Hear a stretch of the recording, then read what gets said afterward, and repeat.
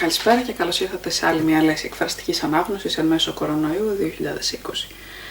Σήμερα θα διαβάσω το πρώτο κεφάλαιο από το μυθιστόρημα Orlando, a Biography της Virginia Woolf, που είναι ένα από τα κορυφαία έργα του 20ου αιώνα που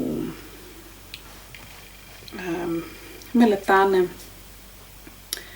την εμπειρία του φίλου και πολλά άλλα πράγματα φυσικά. Για όσους δεν γνωρίζουν, η φιγούρα της Ορλάντο είναι ουσιαστικά ένα ιδεατό κατασκεύασμα της Virginia για την φίλη και ερωμένη της Β. Sackville West. Πρόσφατα βγήκε και μια ταινία, Β. in Virginia, η οποία ήταν βασισμένη σε θεατρικό.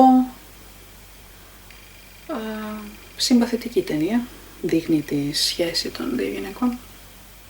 Με εκνεύρισε λίγο η μουσική της, αλλά τέλος πάντων θα είναι προσωπικά γούστα. Orlando, Chapter 1. He, for there could be no doubt of his sex, though the fashion of the time did something to disguise it, was in the act of slicing at the head of a moor which swung from the rafters.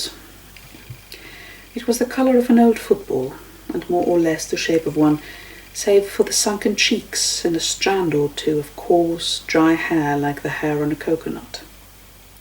Orlando's father, or perhaps his grandfather, had struck it from the shoulders of a vast pagan who had started up under the moon in the barbarian fields of Africa. But now it swung gently, perpetually, in the breeze which never ceased blowing through the attic rooms of the gigantic house of the Lord who had slain him. Orlando's fathers had ridden in fields of asphodel and stony fields, and fields watered by strange rivers, and they had struck many heads of many colours of many shoulders, and brought them back to hang from the rafters. So too would Orlando, he vowed.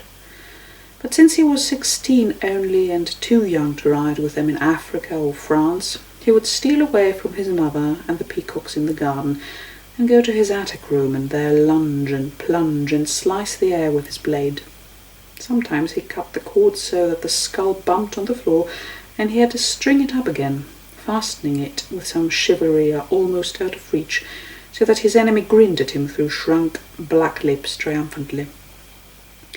The skull swung to and fro, for the house at the top of which he lived was so vast that there seemed trapped in it the wind itself, blowing this way, blowing that way, winter and summer.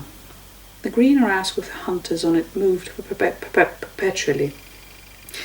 His fathers had been nobles since they had been at all. They came out of the northern mists wearing coronets on their heads.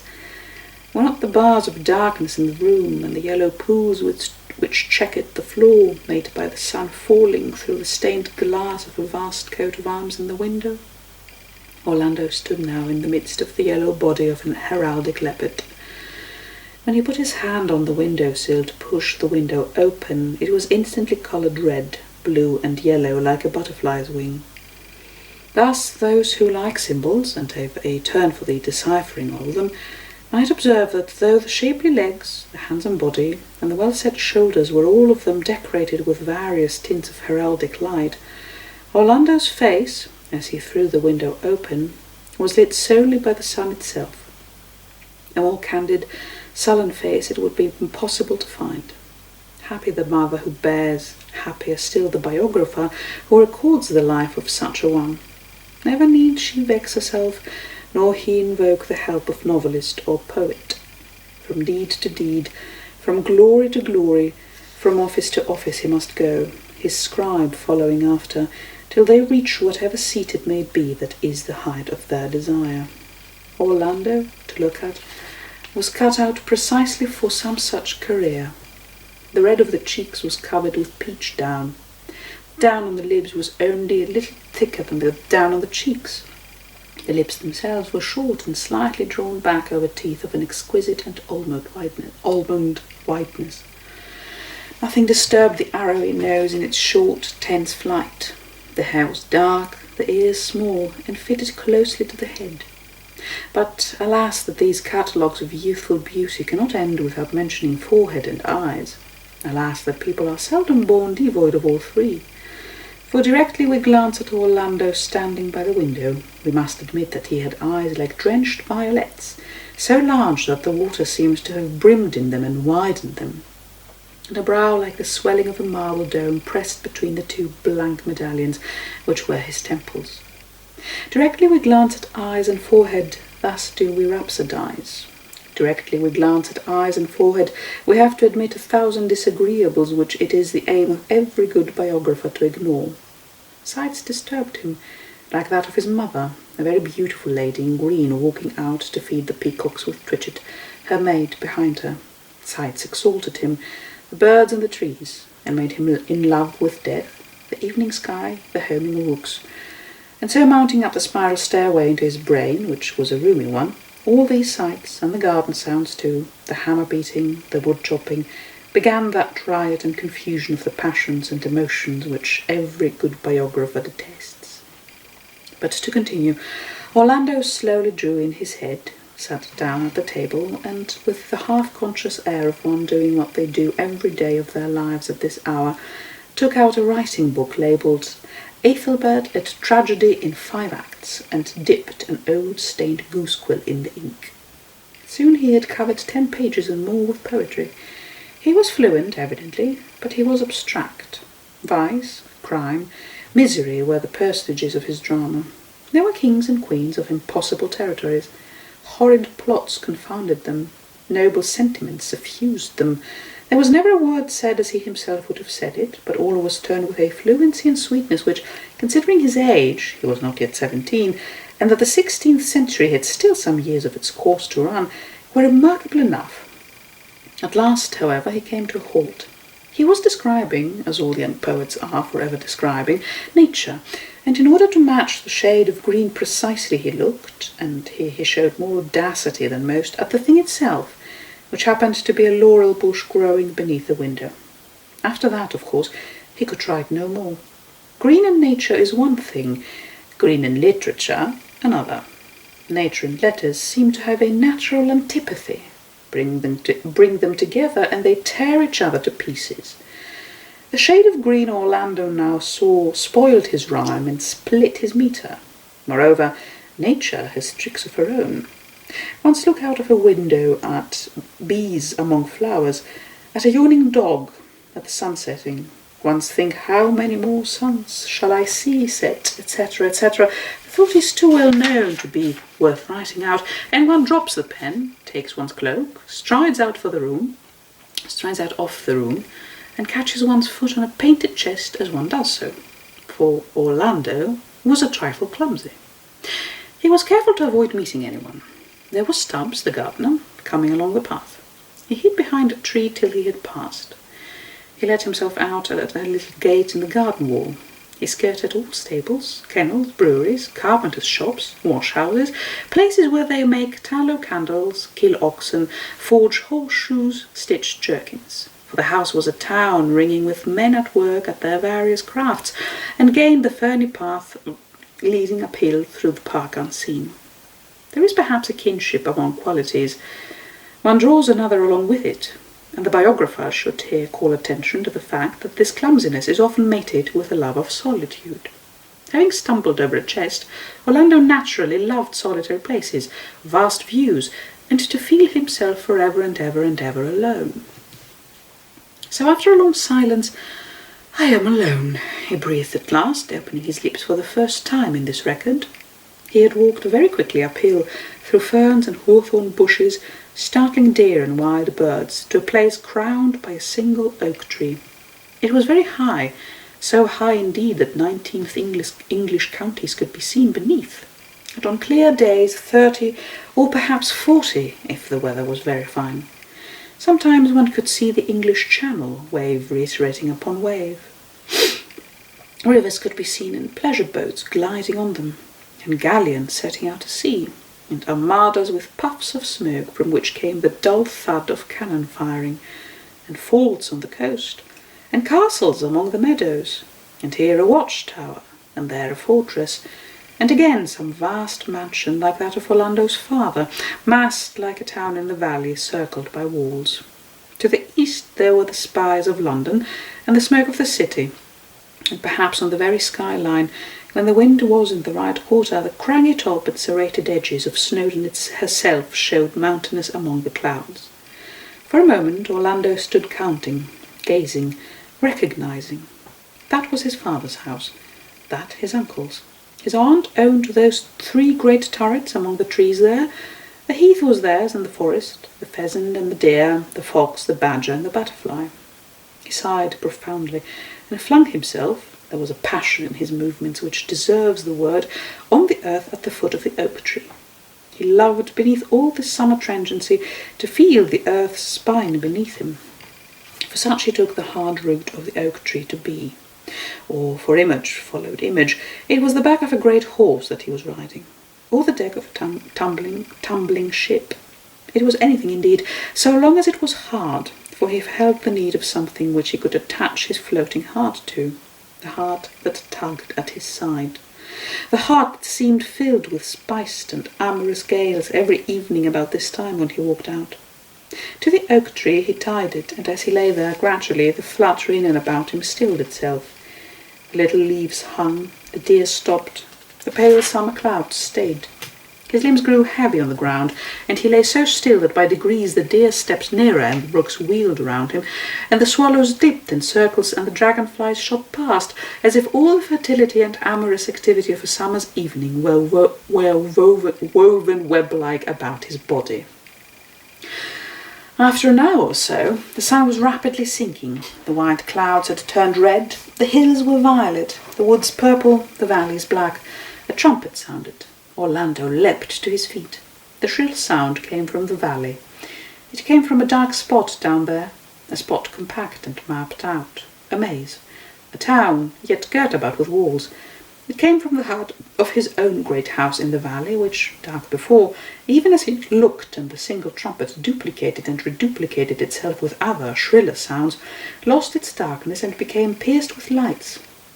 Some were small hurrying lights, as if servants dashed along corridors to answer summonses. Others were high and lustrous lights, as if they burnt in empty banqueting halls made ready to receive guests who had not come. And others dipped and waved and sank and rose, as if he held in the hands of troops of serving men, bending, kneeling, rising, receiving, guarding, and escorting with all dignity indoors a great princess alighting from her chariot. Coaches turned and wheeled in the courtyard.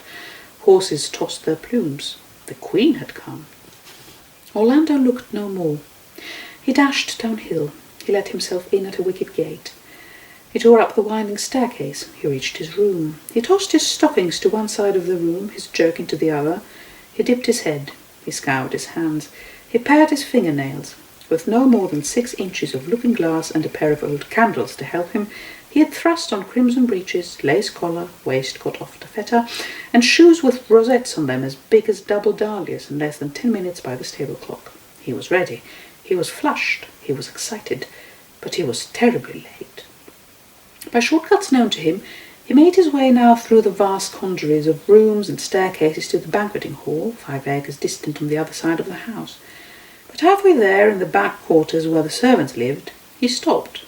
The door of Mrs. Stukely's sitting room stood open.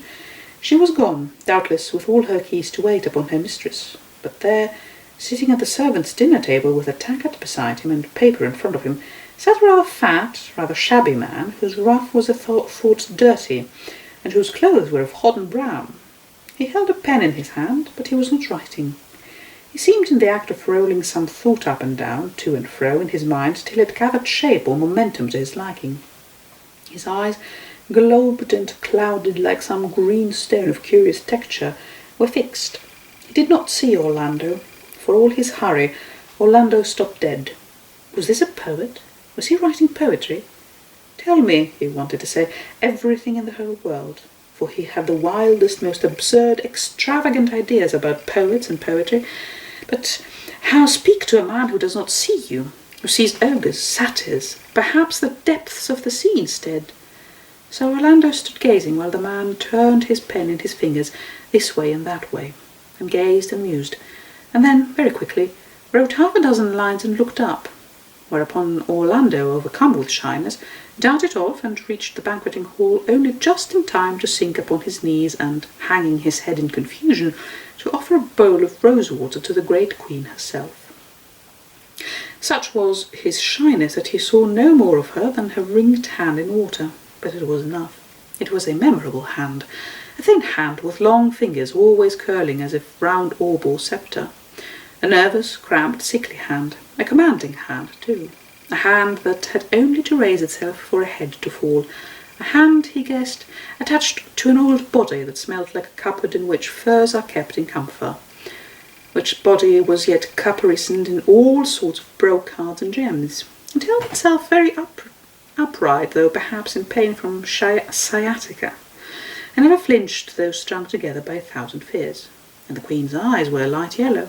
All this he left as the great rings flashed in the all this he felt as the great rings flashed in the water, and something pressed his hair, which perhaps accounts for his seeing nothing more likely to be of use to a historian. And in truth, his mind was not such as a welter of opposites, of the night and the blazing candles, of the shabby poet and the great queen, of silent fields and the clatter of serving men, that he could see nothing, or only a hand. By the same showing, the queen herself can have seen only a head. But if it is possible from a hand to deduce a body informed with all the attributes of a great queen, her crabbedness, courage, frailty, and terror, surely a head can be as fertile, looked down upon from a chair of state by a lady whose eyes were always, if the works at the Abbey are to be trusted, wide open. The long, curled hair, the dark head, bent so reverently, so innocently before her, implied a pair of the finest legs that a young nobleman has ever stood upright upon, and violet eyes, and a heart of gold, and loyalty, and manly charm, all qualities which the old woman loved the more they failed her. For she was growing old and worn and bent before her time. The sound of cannon was always in her ears. She saw always the glistening poison drop and the long stiletto. As she sat at table, she listened. She heard the guns in the channel. She dreaded. Was that a curse? Was that a whisper? Innocence, simplicity were all the more dear to her for the dark background she set them against. And it was that same night, so tradition has it, when Orlando was sound asleep, that she made over formally, putting her hand and seal finally to the parchment, the gift of the great monastic house that had been the archbishop's and then the king's to Orlando's father. Orlando slept all night in ignorance. He had been kissed by a queen without knowing it, and perhaps, for women's hearts are intricate, it was his ignorance and the start he gave when her lips touched him that kept the memory of her young cousin, for they had blood in common, green in her mind. At any rate, 2 years of this quiet country life had not passed, and Orlando had written no more perhaps than 20 tragedies and a dozen histories and a score of sonnets, when a message came that he was to attend the Queen at Whitehall. "Here," she said, watching him advance down the long gallery towards her, "comes my innocent." There was a serenity about him always which had the look of innocence when technically the word was no longer applicable. "Come," she said. She was sitting bolt upright beside the fire, and she held him a foot's pace from her and looked him up and down. Was she matching her speculations the other night with the truth now visible? Did she find her guesses justified? Eyes, mouth, nose, breast, hips, hands, she ran them over. Her lips twitched visibly as she looked, but when she saw his legs she laughed out loud. He was the very image of a noble gentleman, but inwardly she flashed her yellow hawk's eyes upon him as if she would pierce his soul. The young man withstood her gaze, blushing only a damask rose as became him. Strength, grace, romance, folly, poetry, youth, she read him like a page. Instantly she plucked a ring from her finger, the joint was swollen rather, and as she fitted it to his, named him her treasurer and steward. Next hung about him chains of office, and bidding him bend his knee, tied round it at the slenderest part the jewelled order of the Garter. Nothing after that was denied him. When she drove in state, he rode at her carriage door. She sent him to Scotland on a sad embassy to the unhappy queen. He was about to sail for the Polish wars when she recalled him, for how could she bear to think of that tender flesh torn and that curly head rolled in the dust? She kept him with her. At the height of her triumph, when the guns were booming at the tower, and the air was thick enough with gunpowder to make one sneeze, and the huzzas of the people rang beneath the windows, she pulled him down among the cushions where her women had laid her. She was so worn and old, and made him bury his face in that astonishing composition. She had not changed her dress for a month, which smelt for all the world, he thought, recalling his boyish memory, like some old cabinet at home where his mother's furs were stored. He rose, half suffocated from the embrace. "This," she breathed, "is my victory," even as a rocket roared up and dyed her cheeks scarlet. For the old woman loved him, and the queen, who knew a man when she saw one, though not, it is said, in the usual way, plotted for him a splendid, ambitious career. Lands were given him, houses assigned him. He was to be the son of her old age, the limb of her infirmity, the oak tree on which she leant her degradation.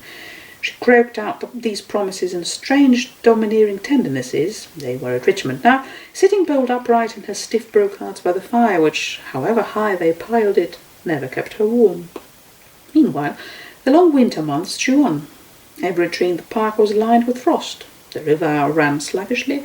One day, when the snow was on the ground and the dark panelled rooms were full of shadows and the stags were barking in the park, she saw in the mirror, which she kept for fear of spies always by her, through the door, which she kept for fear of murderers always open, a boy. Could it be Orlando, kissing a girl, who in the devil's name was the brazen hussy? Snatching at her golden-hilted sword, she struck violently at the mirror. The glass crashed. People came running. She was lifted and set in her chair again, but she was stricken after that and groaned much as her days wore to an end of man's treachery. It was Orlando's fault, perhaps, yet, after all, are we to blame Orlando? The age was the Elizabethan. Their morals were not ours, nor their poets, nor their climate, nor their vegetables even. Everything was different. The weather itself, the heat and cold of summer and winter, was, we may believe, of another temper altogether. The brilliant amorous day was divided as sheerly from the night as land from water. Sunsets were redder and more intense, dawns were whiter and more auroral. Of our crepuscular half-lights and lingering twilights they knew nothing. The rain fell vehemently, or not at all. The sun blazed, or there was darkness. Translating this to the spiritual regions as their wont is, the poet sang beautifully how roses fade and petals fall. The moment is brief, they sang, the moment is over. One long night is then to be slept by all. As for using the artifices of the greenhouse or conservatory to prolong or preserve these fresh pinks and roses, that was not their way. The withered intricacies and ambiguities of our more gradual and doubtful age were unknown to them. Violence was all. The flower bloomed and faded. The sun rose and sank. The lover loved and went. And what the poet said in rhyme, the young translated into practice. Girls were roses, and their seasons were short as the flowers. Plucked they must be before nightfall, for the day was brief, and the day was all. Thus, if Orlando followed the leading of the climate, of the poets, of the age itself, and plucked his flower in the window-seat, even with the snow on the ground and the queen vigilant in the corridor, we can scarcely bring ourselves to blame him. He was young, he was boyish, he did but as nature bade him do. As for the girl, we know no more than Queen Elizabeth herself did what her name was. It may have been Doris, Chloris, Delia, or Diana, for he made rhymes to them all in turn. Equally she may have been a court lady, or some serving maid, for Orlando's taste was broad. He was no lover of garden flowers only. The wild and the weeds even had always a fascination for him. Here, indeed, we lay bare rudely, as a biographer may, a curious trait in him to be accounted for, perhaps, by the fact that a certain grandmother of his had worn a smock and carried milk pails. Some grains of the Kentish or Sussex earth were mixed with a thin, fine fluid which came to him from Normandy. He held that the mixture of brown earth and blue blood was a good one. Certain it is that he had always a liking for low company, especially for that of lettered people whose wits so often keep them under, as if there were the sympathy of blood between them. At this season of his life, when his head brimmed with rhymes and he never went to bed without striking off some conceit, the cheek of an innkeeper's daughter seemed fresher, and the wit of a gamekeeper's niece seemed quicker than those of the ladies at court. Hence, he began going frequently to Wapping Old Stairs and the beer gardens at night, wrapped in a grey cloak, to hide the star at his neck and the garter at his knee. There, with a mug before him, among the sanded alleys and bowling greens and all the simple architecture of such places, he listened to sailors' stories of hardship and horror and cruelty on the Spanish Main, how some had lost their toes, others their noses. For the spoken story was never so rounded or so finely coloured as the written. Especially he loved to hear them volley forth their songs of the Azores, while the parakeets, which they had brought from those parts, pecked at the rings in their ears, tapped with their hard acquisitive beaks at the rubies on their fingers, and swore as vilely as their masters. The women were scarcely less bold in their speech and less free in their manners than the birds.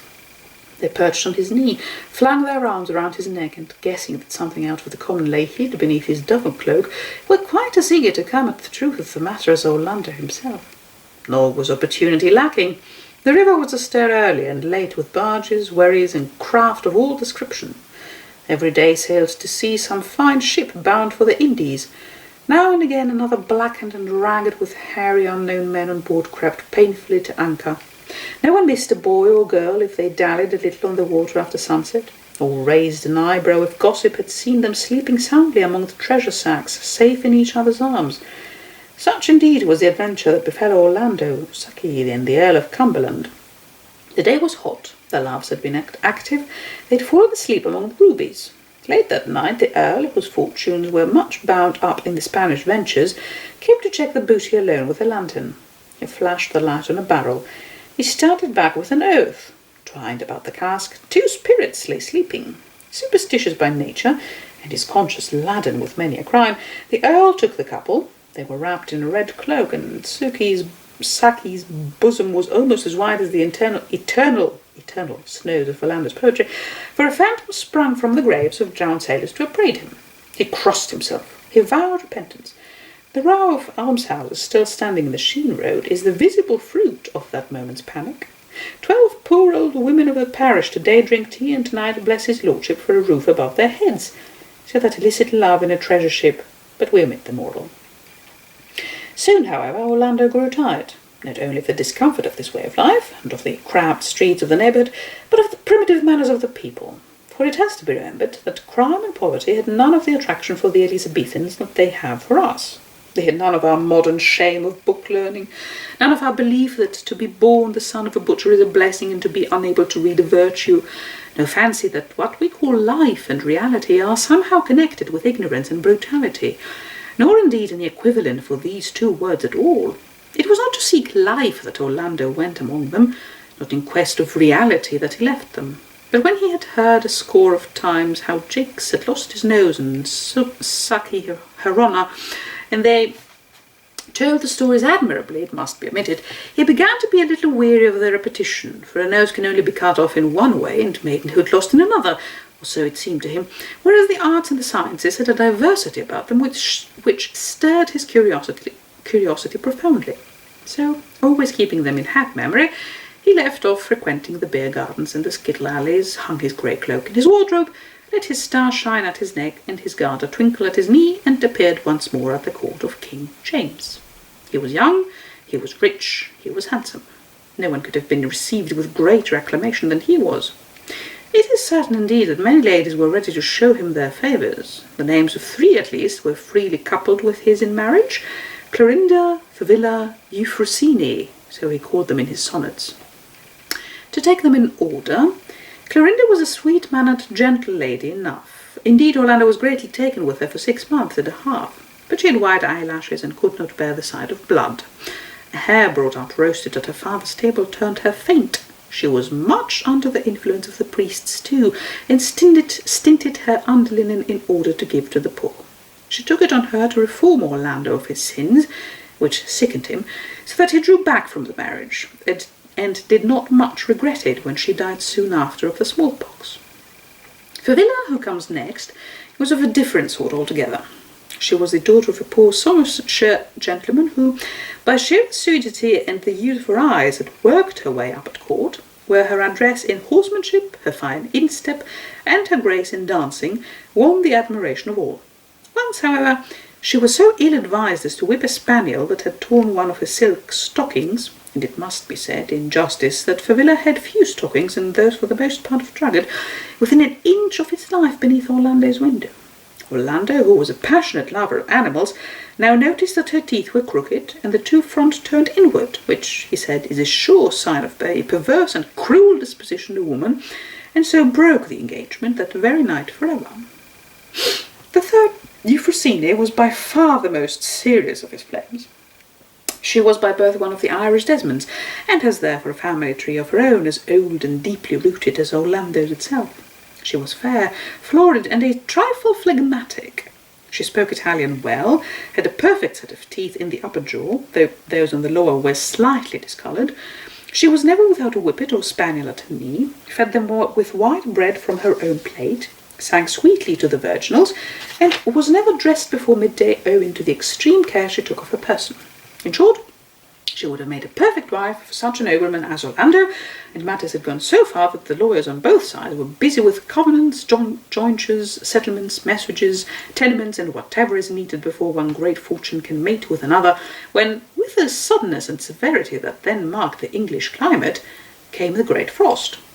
The Great Frost was, historians tell us, the most severe that has ever visited these islands. Birds froze in mid-air and fell like stones to the ground. At Norwich, a young countrywoman started to cross the road in her usual robust health, and was seen by the onlookers to turn visibly to powder and be blown in a puff of dust over the roofs as the icy blast struck her at the street corner. The mortality among sheep and cattle was enormous. Corpses froze and could not be drawn from the sheets. It was no uncommon sight to come upon a whole herd of swine frozen immovable upon the road.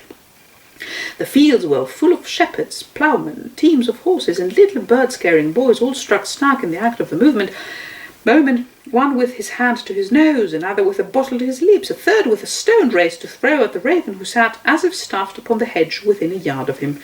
The severity of the frost was so extraordinary that a kind of petrifaction sometimes ensued, and it was commonly supposed that the great increase of rocks in some parts of Derbyshire was due to no eruption, for there was none, but to the solidification of unfortunate wayfarers who had been turned literally to stone where they stood. The church could give little help in the matter, and though some landowners had these relics blessed, the most part preferred to use them either as landmarks, scratching posts for sheep, or, when the form of the stone allowed, drinking draughts for cattle, which purposes they serve, admirably for the most part to this day. But while the country people suffered the extremity of want, and the trade of the country was at a standstill, London enjoyed a carnival of the utmost brilliancy.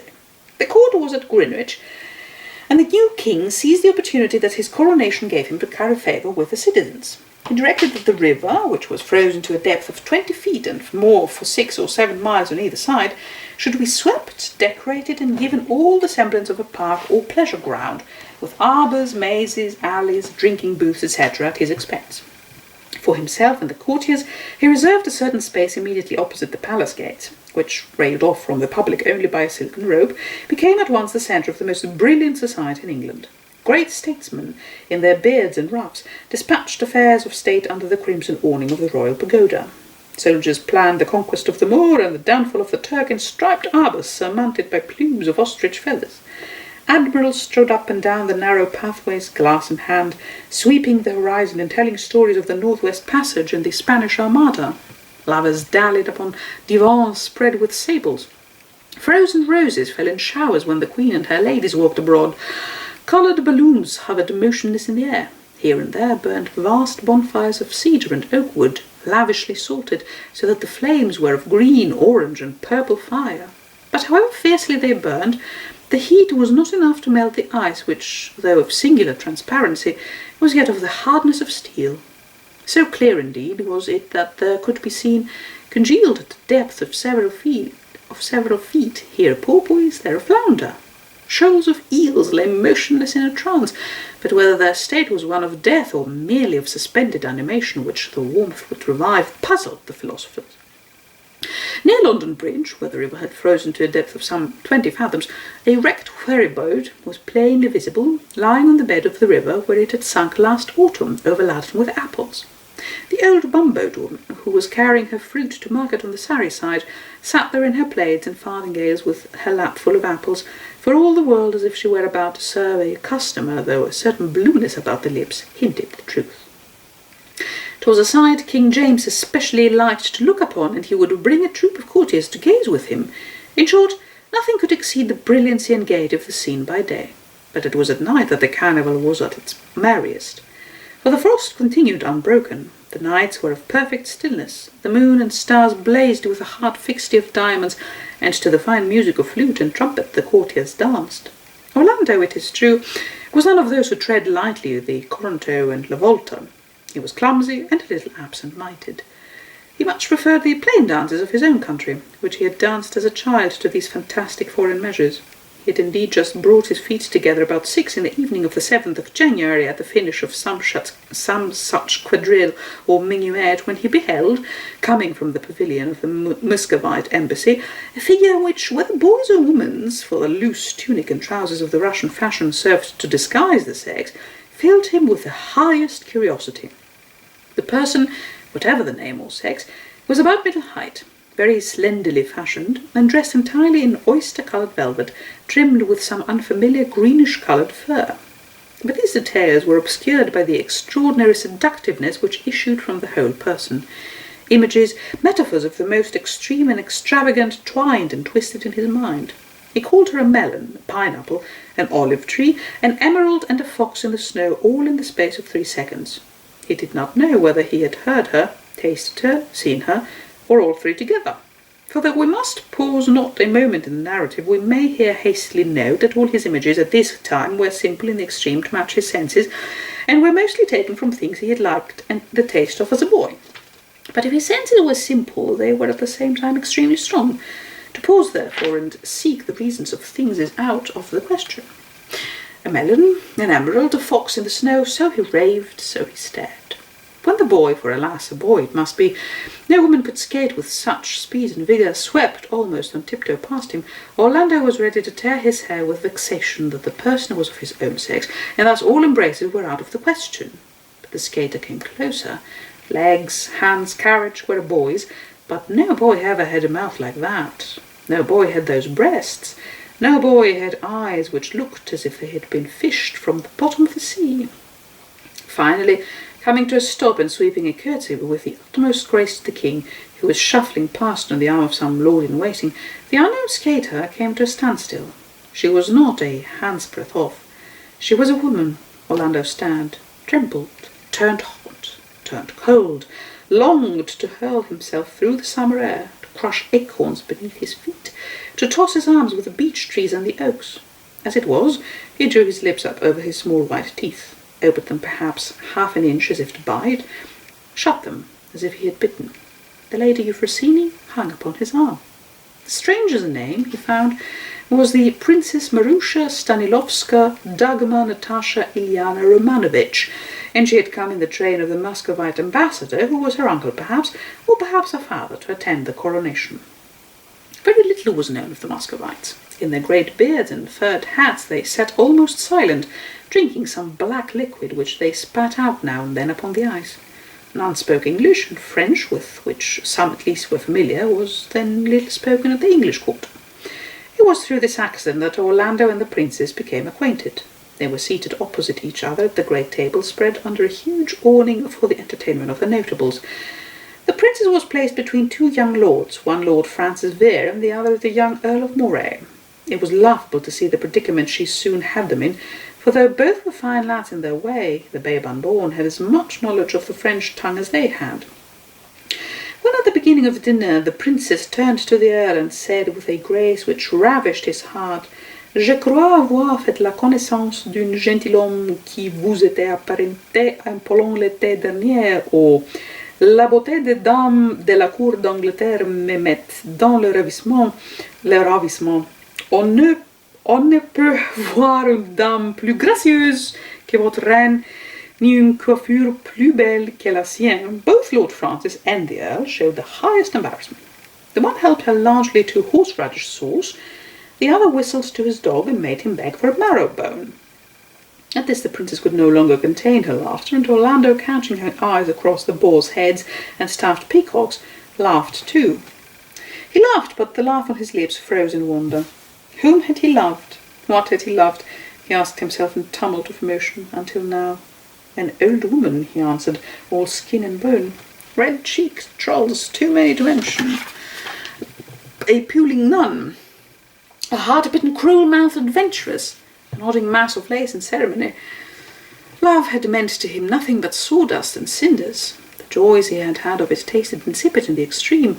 He marvelled how he could have gone through with it without a yawning, for as he looked the thickness of his blood melted. The ice turned to wine in his veins. He heard the waters flowing and the birds singing. Spring broke over the hard wintry landscape. His manhood woke. He grasped a sword in his hand. He charged a more daring foe than pole or moor. He dived in deep water. He saw the flower of danger growing in a crevice. He stretched his hand. In fact, he was rattling off one of his most impassioned sonnets when the princess addressed him. Would you have the goodness to pass the salt? He blushed deeply. With all the pleasure in the world, madame, he replied, speaking French with a perfect accent. For, heaven be praised, he spoke the tongue as his own. His mother's maid had taught him. Yet perhaps it would have been better for him had he never learned that tongue, never answered that voice, never followed the light of those eyes. The princess continued.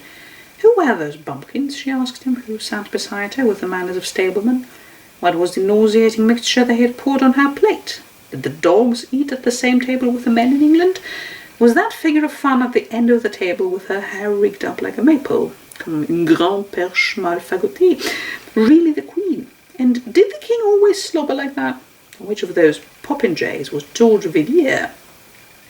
Though these questions rather discomposed Orlando at first, they were put with such archness and drollery that he could not help but laugh. And as he saw from the blank faces of the company that nobody understood a word, he answered her as freely as she asked him, speaking as she did in perfect French. Thus began an intimacy between the two which soon became the scandal of the court. Soon it was observed Orlando paid the Muscovite far more attention than mere civility demanded. He was seldom far from her side, and their conversation, though unintelligible to the rest, was carried on with such animation, provoked such blushes and laughter, that the dullest could guess the subject. Moreover, the change in Orlando himself was extraordinary. Nobody had ever seen him so animated. In one night he had thrown off his boyish clumsiness. He had changed from a sulky stripling, who could not enter a lady's room without sweeping half the ornaments from the table, to a nobleman full of grace and manly courtesy. To see him hand the Muscovite, as she was called, to her sledge, or offer her his hand for the dance, or catch the spotted kerchief which he had let drop, or discharge any other of those manifold duties which the supreme lady exacts and the lover hastens to anticipate, was a sight to kindle the dull eyes of age, and to make the quick pulse of youth beat faster. Yet over it all hung a cloud. The old men shrugged their shoulders, the young tittered between their fingers.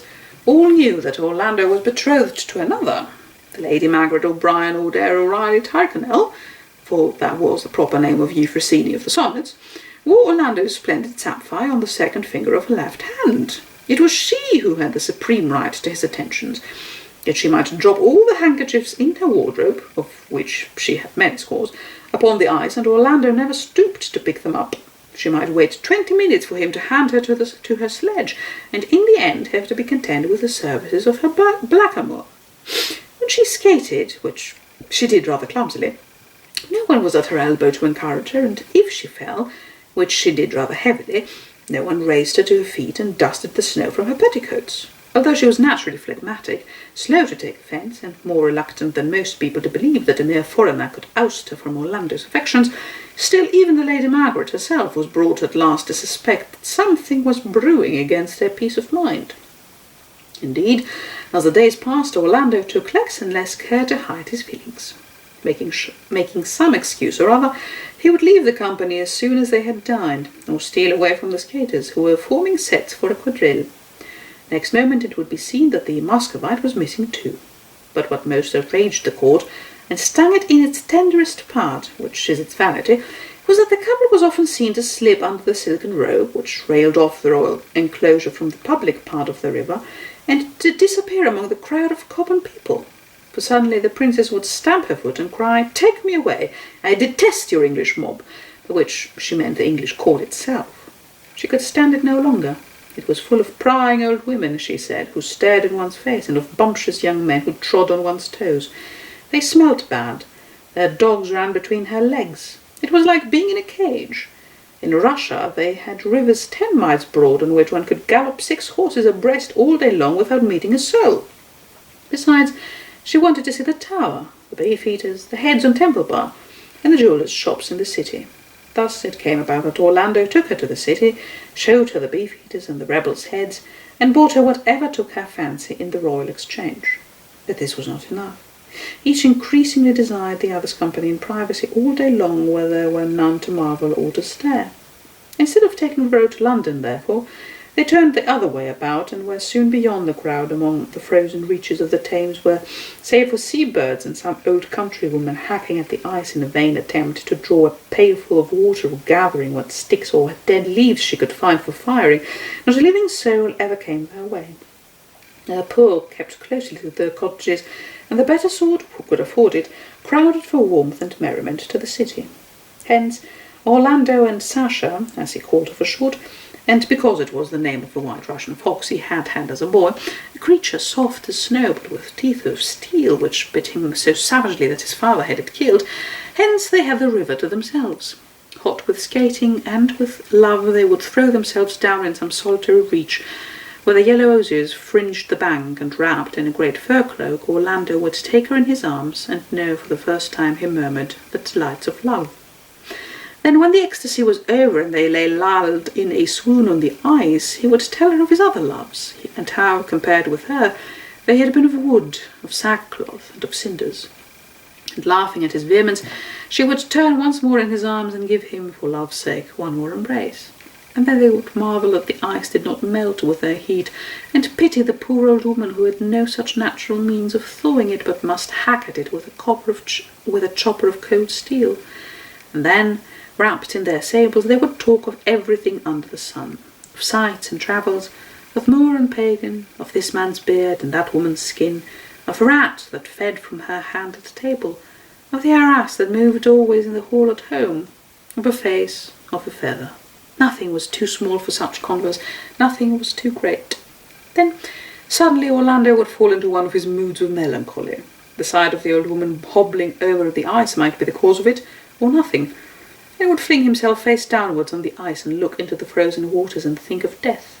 For the philosopher is right who says that nothing thicker than a knife's blade separates happiness from melancholy. And he goes on to opine that one is twin fellow to the other, and draws from this the conclusion that all extremes of feeling are allied to madness, and so bids us take refuge in the true church, in his view the Anabaptist, which is the only harbour, port, anchorage, etc., he said, for those tossed on this sea. All ends in death, Orlando would say, sitting upright, his face clouded with gloom, for that was the way his mind worked now, in violent seesaws from life to death, stopping and nothing in between, so that the biographer must not stop either, but must fly as fast as he can, and so keep pace with the unthinking, passionate, foolish actions and sudden, extravagant words in which, it is impossible to deny, Orlando at this time of his life indulged. All ends in death, Orlando would say, sitting upright on the ice. But Sasha, who after all had no English blood in her, but was from Russia, where the sunsets are longer, and the dawns less sudden, and sentences often left unfinished from doubt as to how best to end them, Sasha stared at him, perhaps sneered at him, for he must have seemed a child to her, and said nothing. But at length the ice grew cold beneath him, which she disliked, so pulling him to his feet again, she talked so enchantingly, so wittingly, so wisely, but unfortunately always in French, which notoriously loses its flavour in translation, that he forgot the frozen waters or night coming, or the old woman, or whatever it was, and would try to tell her, plunging and splashing among 1,000 images, which had gone as stale as the women who inspired them, what she was like. Snow, cream, marble, cherries, alabaster, golden wire, none of these. She was like a fox or an olive tree, like the waves of the sea when you look down upon them from a height, like an emerald, like the sun on a green hill which is yet clouded, like nothing he had seen or known in England. Ransack the language as he might, words failed him. He wanted another landscape, another tongue. English was too frank, too candid, too honeyed a speech for Sasha, for in all she said, however open she seemed and voluptuous, there was something hidden, In all she did, however daring, there was something concealed. So the green flame seems hidden in the emerald, or the sun prisoned in a hill. The clearness was only outward. Within was a wandering flame. It came, it went. She never shone with the steady beam of an Englishwoman. Here, however, remembering the Lady Margaret and her petticoats, Orlando ran wild in his transport and swept her over the ice, faster, faster, vowing that he would chase the flame, die for the gem, and so on, the words coming on the pans of his breath with the passion of a poet whose poetry is half pressed out of him by pain. But Sasha was silent. When Orlando had done telling her that she was a fox, an olive tree, or a green hilltop, and had given her the whole history of his family, how their house was one of the most ancient in Britain, how they had come from Rome with the Caesars and had the right to walk down the Corso, which is the chief street in Rome, under a tasseled palanquin, which, he said, is a privilege reserved only for those of imperial blood, for there was an obvious credulity about him which was pleasant enough, he would pause and ask her, where was her own house? What was her father? Had she brothers? Why was she here alone with her uncle? Then, somehow, though she answered readily enough, an awkwardness would come between them. He suspected at first that her rank was not as high as she would like, or that she was ashamed of the savage ways of her people, for he had not heard that the women in Muscovy wear beards and the men are covered with fur from the waist down, that both sexes are smeared with tallow to keep the cold out, tear meat with their fingers, and live in huts where an English noble would scruple to keep his cattle, so that he forbore to press her. But on reflection, he concluded that her silence could not be for that reason. She herself was entirely free from hair on the chin.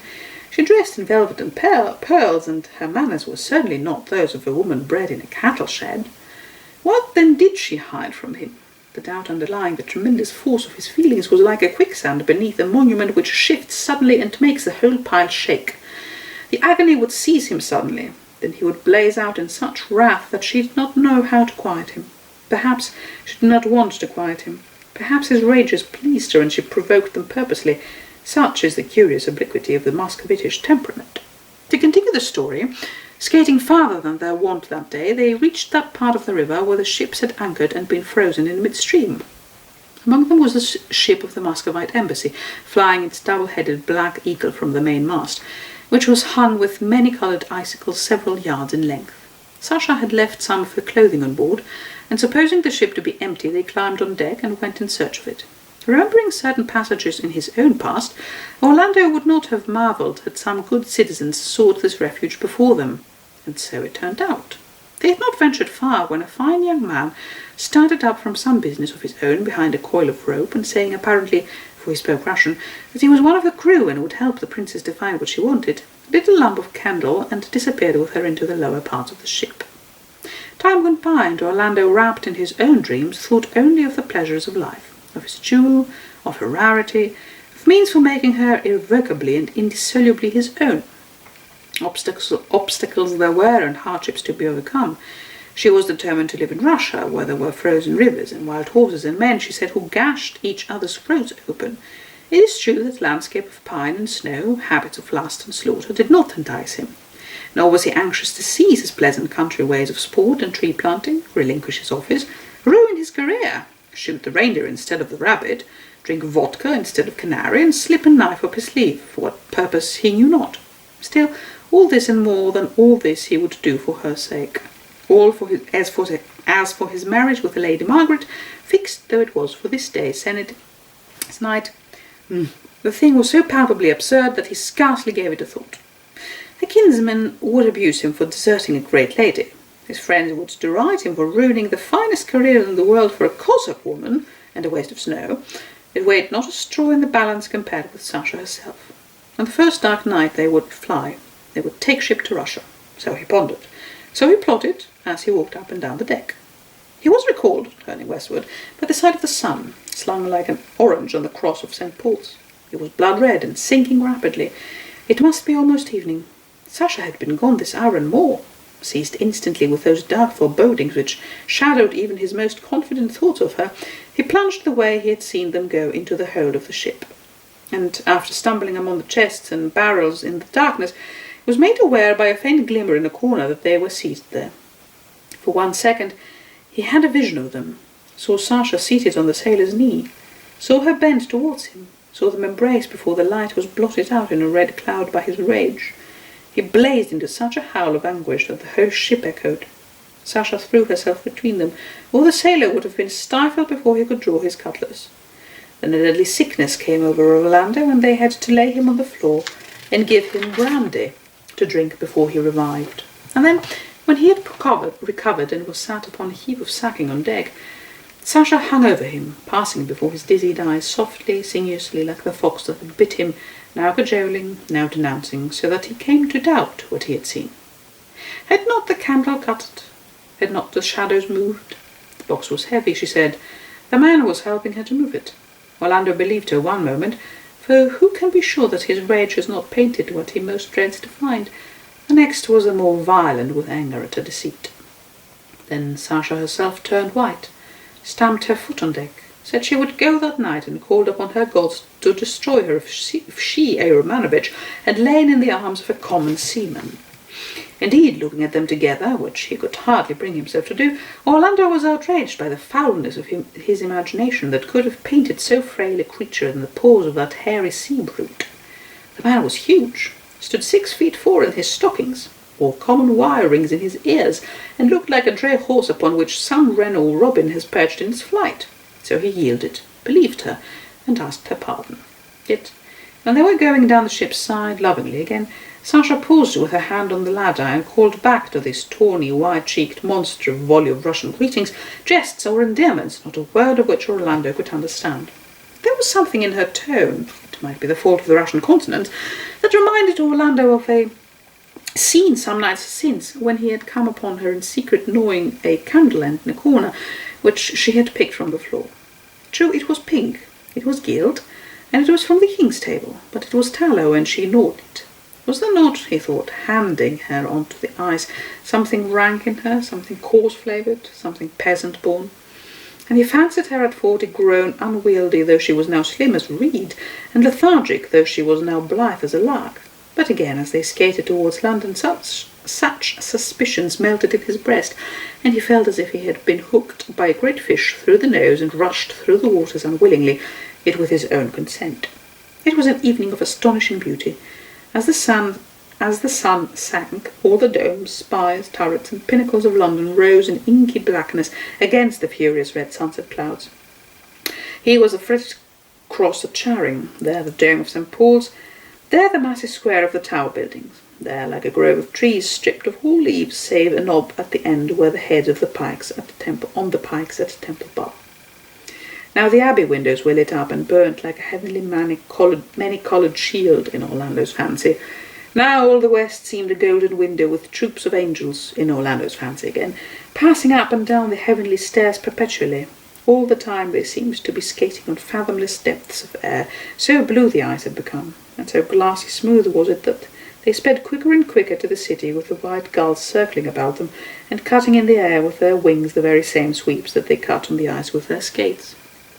Sasha, as if to reassure him, was tenderer than usual and even more delightful.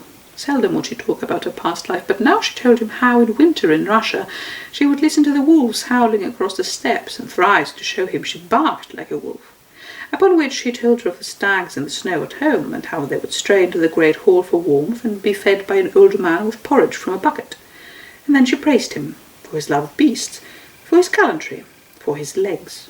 Ravished with her praises and shamed to think how he had maligned her by fancying her on the knees of a common sailor, and grown fat and lethargic at 40, he told her that he could find no words to praise her, yet instantly bethought him how she was like the spring and green grass and rushing waters, and seizing her more tightly than ever, he swung her with him half across the river, so that the gulls and cormorants swung too. And holding at length, out of breath, she said, panting slightly, that he was like a million-candled Christmas tree, such as they have in Russia, hung with yellow globes, incandescent, enough to light a whole street by, so one might translate it, for what with his glowing cheeks, his dark curls, his black and crimson cloak, he looked as if he were burning with his own radiance from a lamp lit within. All the colour, save the red of Orlando's cheeks, soon faded. Night came on. As the orange light of sunset vanished, it was succeeded by an astonishing white glare from the torches, bonfires, flaming cressets, and other devices by which the river was lit up, and the strangest transformation took place. Various churches and noblemen's palaces, whose fronts were of white stone, showed in streaks and patches as if floating on the air. Of St. Paul's, in particular, nothing was left but a gilt cross. The abbey appeared like the grey skeleton of a leaf. Everything suffered emaciation and transformation. As they approached the carnival, they heard a deep note like that struck on a tuning fork, which boomed louder and louder until it became an uproar. Every now and then a great shout followed a rocket into the air. Gradually they could discern little figures breaking off from the vast crowd and spinning hither and thither like gnats on the surface of a river. Above and around this brilliant circle, like a bowl of darkness, pressed the deep black of a winter's night. And then into this darkness there began to rise, with pauses which kept the expectation alert and the mouth open, flowering rockets, crescents, serpents, a crown. And one moment the woods and distant hills showed green as on a summer's day, the next all was winter and blackness again. By this time Orlando and the princess were close to the royal enclosure, and found their way barred by a great crowd of the common people, who were pressing as near to the silken robe as they dared. Loth to the end their privacy and encounter the sharp eyes that were on the watch for them, the couple lingered there, shouldered by apprentices, tailors, fishwives, horse-dealers, coney-catchers, starving scholars, maidservants in their wimples, orange girls, ostlers, sober citizens, bawdy tapsters, and a crowd of little ragamuffins such as always haunt the outskirts of a crowd, screaming and scrambling among people's feet. All the riffraff off the London streets indeed was there, jesting and jostling, here casting dice, telling fortunes, shoving, tickling, pinching, here uproarious, there glum. Some of them with mouths gaping a yard wide, others as little reverent as doors on a housetop, all as variously ringed out as their purse of stations allowed, here in fur and broadcloth, there in tatters, with their feet kept from the ice only by a dish-cloud bound about them. The main press of people, it appeared, stood opposite a booth or stage, something like our Punch and Judy show, upon which some kind of theatrical performance was going forward. A black man was waving his arms and vociferating. There was a woman in white laid upon a bed. Rough though the staging was, the actors running up and down a pair of steps and sometimes tripping, and the crowd stamping their feet and whistling, or, when they were bored, tossing a piece of orange peel onto the ice which a dog would scramble for, still the astonishing sinuous melody of the words stirred Orlando like music. Spoken with extreme speed and a daring agility of tongue which reminded him of the sailors singing in the beer gardens at Wapping, the words, even without meaning, were as wine to him. But now and again a single phrase would come to him over the ice, which was as if torn from the depths of his heart. The frenzy of the Moor seemed to him his own frenzy, and when the Moor suffocated the woman in her bed, it was Sasha he killed with his own hands. At last the play was ended. All had grown dark. The tears streamed down his face. Looking up into the sky, there was nothing but blackness there too. Ruin and death, he thought, covered all. The life of man ends in the grave. Worms devour us. Methinks it should be now a huge eclipse of sun and moon, and that the affrighted globe should yawn. Even as he said this, a star of some pallor rose in his memory. The night was dark, it was pitch dark, but it was such a night as this that they had waited for. It was on such a night as this that they had planned to fly. He remembered everything. The time had come. With a burst of passion he snatched Sasha to him and hissed in her ear, "Jour de ma vie." It was their signal. At midnight they would meet at an inn near Blackfriars. Horses waited there. Everything was in readiness for their flight. So they parted, she to her tent, he to his. It still wanted an hour of the time. Long before midnight Orlando was in waiting. The night was of so inky a blackness that the man was on you before he could be seen, which was all to the good, but it was also of the most solemn stillness, so that a horse's hoof or a child's cry could be heard at a distance of half a mile. Many a time did Orlando, pacing the little courtyard, hold his heart at the sound of some nag's steady footfall on the cobbles, or at the rustle of a woman's dress. But the traveller was only some merchant, making home belated, or some woman of the quarter whose errand was nothing so innocent. They passed, and the street was quieter than before. Then those lights which burned downstairs in the small huddled quarters where the poor of the city lived moved up to the sleeping rooms, and then one by one were extinguished. Street lanterns in these purlieus were few at most, and the negligence of the night watchman often suffered them to expire long before dawn. The darkness then became even deeper than before. Orlando looked to the wicks of his lantern, saw to the saddle girths, primed his pistols, examined his holsters, and did all these things a dozen times at least till he could find nothing more needing his attention. Though it still lacked some 20 minutes to midnight, he could not bring himself to go indoors to the inn parlour, where the hostess was still serving sack and the cheaper sort of canary wine to a few seafaring men, who would sit there trolling their ditties and telling their stories of Drake, Hawkins and Grenville, till they toppled off the benches and rolled asleep on the sanded floor. The darkness was more compassionate to his swollen and violent heart. He listened to every footfall, speculated on every sound. Each drunken shout and each wail from some poor wretch laid in the straw or in other distress cut his heart to the quick, as if it boded ill omen to his venture. Yet he had no fear for Sasha. Her courage made nothing of the adventure. She would come alone, in her cloak and trousers, booted like a man, light as her footfall was. It would hardly be heard, even in this silence. So he waited in the darkness. Suddenly he was struck in the face by a blow, soft yet heavy, on the side of his cheek. So strung with expectation was he that he started and put his hand to his sword. The blow was repeated a dozen times on forehead and cheek. The dry frost had lasted so long that it took him a minute to realize that these were raindrops falling. The blows were the blows of the rain.